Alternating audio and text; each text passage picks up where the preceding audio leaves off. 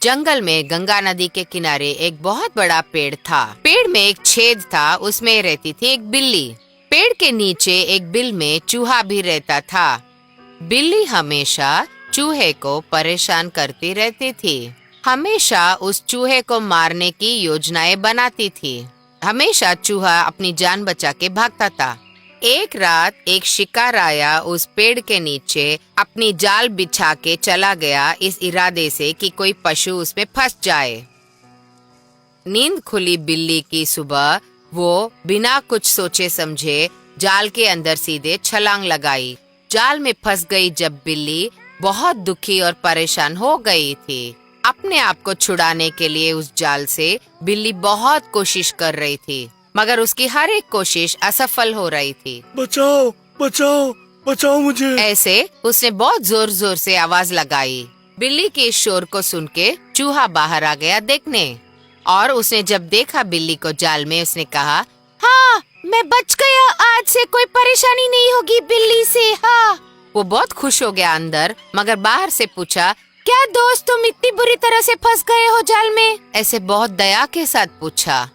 इस प्रकार चूहे की बात सुन के बिल्ली ने कहा, मुझे कैसे भी बचाओ, मुझे कैसे भी बचाओ। ऐसे बहुत दुखी होके भीख मांगने लगा बिल्ली। तो चूहे ने कहा, मगर हम जानी दुश्मन है ना, दया खा के जब मैं छुड़ाऊंगा तुम्हें इस जाल से, तुम तो मुझे मार डालोगे। मेरी जान की दुश्मन मैं खुद नहीं बन सकता हूँ। ऐसे उसने जवाब दिया।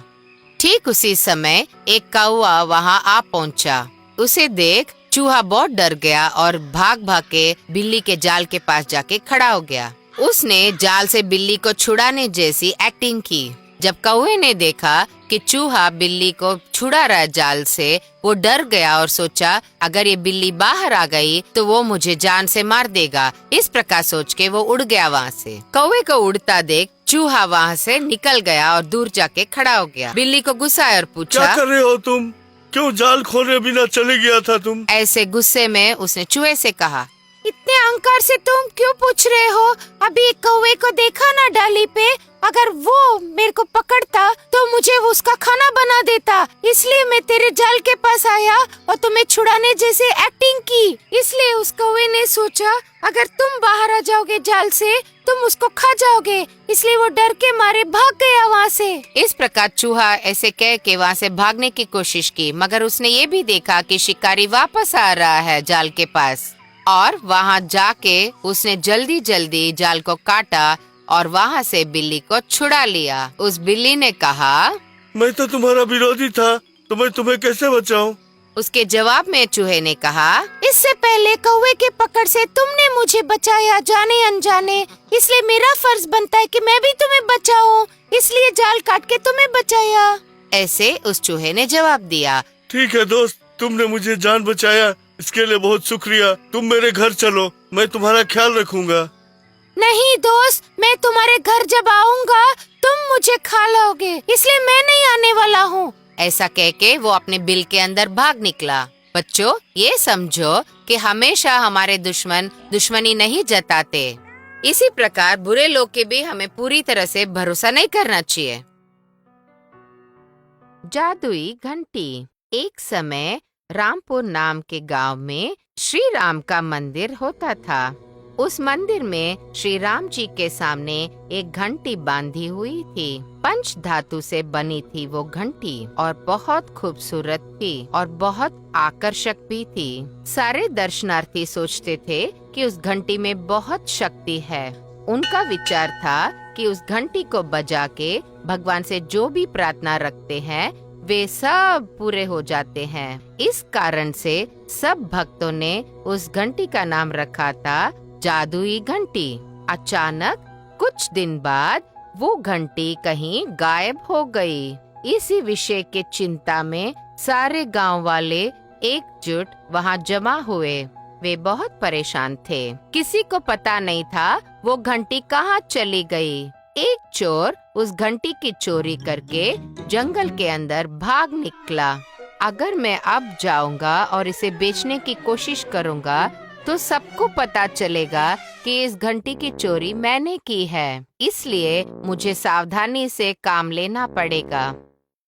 इसलिए उस चोर ने उस घंटी को जंगल में झाड़ियों में छुपा के चला गया। उसने सोचा था कि इस मामले की गर्मा गर्मी जरा कम हो जाए और लोग जब भूल जाएंगे वो वापस आएगा उसे लेने। कुछ दिन बाद सारे गांव वाले उस घंटी के बारे में भूल चुके थे। अचानक एक दिन जंगल में से उस घंटी की आवाज जोर से सुनाई दी।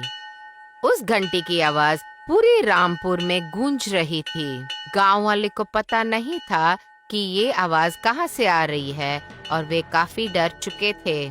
सबने सोचा कि ये आवाज जंगल से आ रही है, इसलिए जंगल में कोई भूतनी रहती है।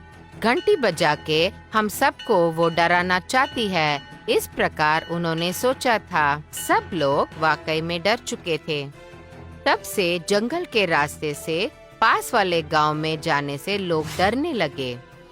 तब से कोई नहीं जाता था उस जंगल के रास्ते, भले उन्हें कोई भी परेशानी क्यों ना हो। हमेशा से ये घंटी की आवाज सुन के इस गांव वालों को बहुत आदत सी हो गई, इसलिए उन्हें कोई फर्क नहीं पड़ता था।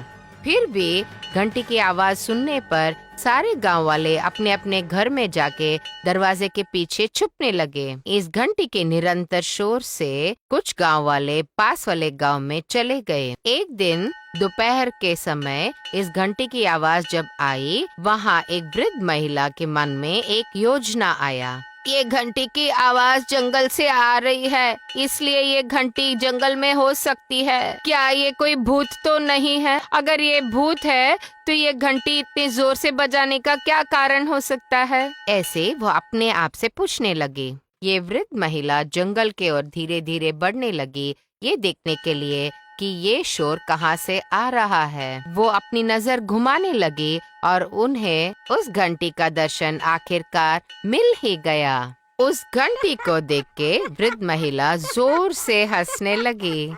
वो घंटी एक पेड़ के ऊपर बंधी हुई थी। उसी पेड़ के ऊपर एक बंदरों का झुंड भी रहता था।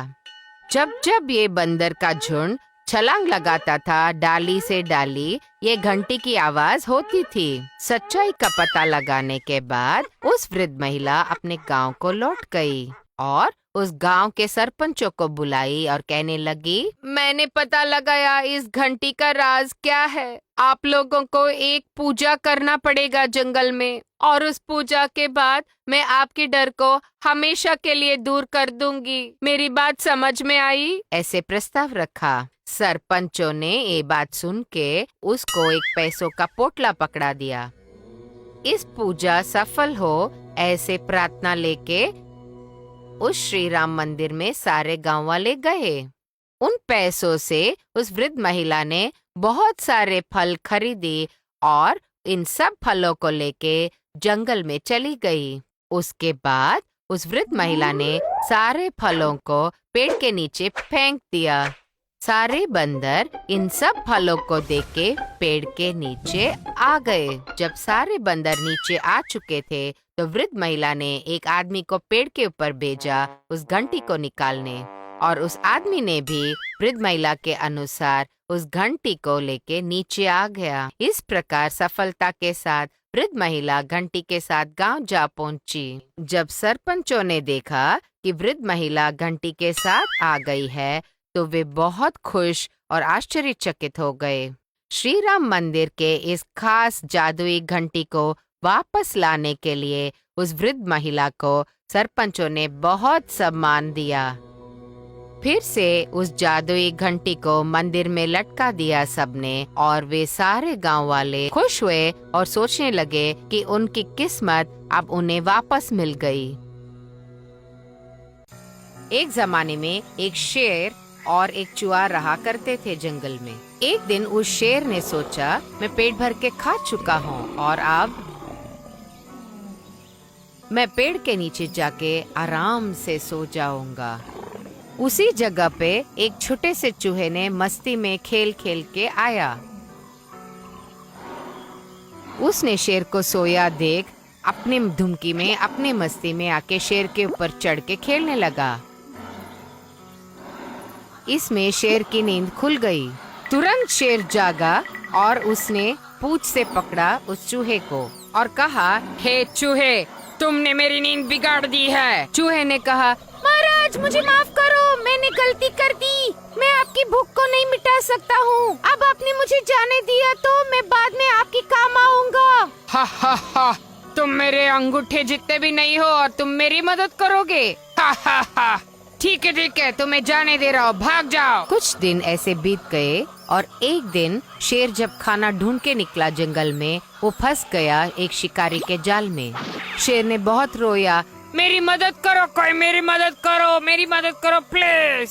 शेर की आवाज सुन ली उस चूहे ने और उसको पहचान में आया कि शेर अब परेशान है, कोई मुसीबत आई है उस पे। और चूहा वहाँ आकर के उसको एहसास हुआ कि शिकारी के जाल में शेर फंसा पड़ा है। और चूहे ने कहा, बस एक ही मिनट में आपको मैं रिहा कर दूंगा। पूरे जाल को उस चूहे ने 1 मिनट में काट ली और उस शेर को चूहे ने रिहा कर दिया तुरंत। साइज में भले ही छोटा था वो चूहा, बट वो जंगल के राजा शेर को ही अपनी मुसीबत से छुड़ा दिया और रिहा कर दिया। और अब इस शेर और चूहे ने बहुत गाढ़ी